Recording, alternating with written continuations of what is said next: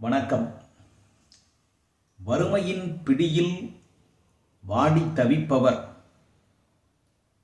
பின்னால் வளமையான செல்வத்தை அடைவதும், செல்வச் செழிப்பிலே மிதந்து கொண்டிருப்பவர் திடீரென ஏழ்மை நிலைக்கு தள்ளப்படுவதும் இந்த உலகத்திலே இயல்பாக நடக்கக்கூடிய செயல்கள். செல்வம் என்று சொன்னாலே அது ஓரிடத்தில் நிலைத்து நிற்காது, சென்று கொண்டே இருக்கும் இயல்புடையது. உருண்டு ஓடிக்கொண்டே இருப்பதால் செல்வத்திற்கு சக்கரம் என்று ஒரு பெயரும் உண்டு.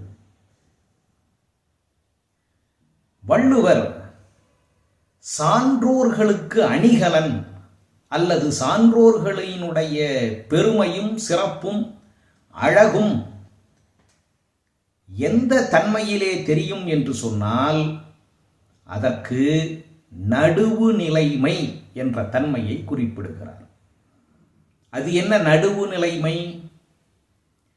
ஒருவன் வறுமையுற்ற காலத்தே நேர்மையாளனாக இருந்து, அதன் பிறகு செல்வம் வந்து சேர்ந்த பிறகு அவனுடைய இயல்பு மாறிவிட்டால் அது நடுவு நிலைமை ஆகாது.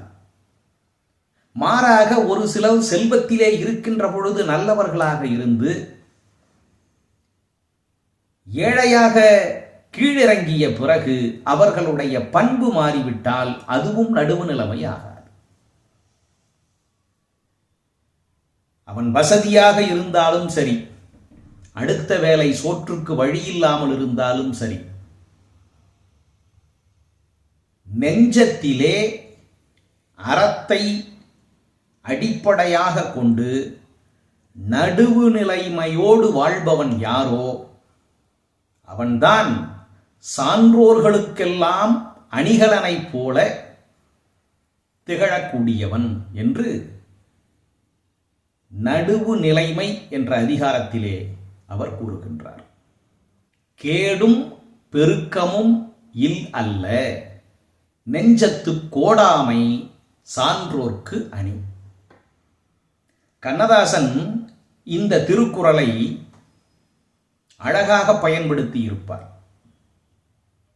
கடலளவு கிடைத்தாலும் மயங்க மாட்டேன், அது கையளவே ஆனாலும் கலங்க மாட்டேன், உள்ளத்திலே உள்ளதுதான் உலகம் கண்ணா, இதை உணர்ந்து கொண்டேன் துன்பமெல்லாம் விலகும் கண்ணா.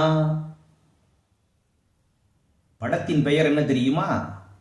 அவன்தான் மனிதன், அவன்தான் சான்றோர்க்கு அணிகலனை போன்றவன். நன்றி, வணக்கம்.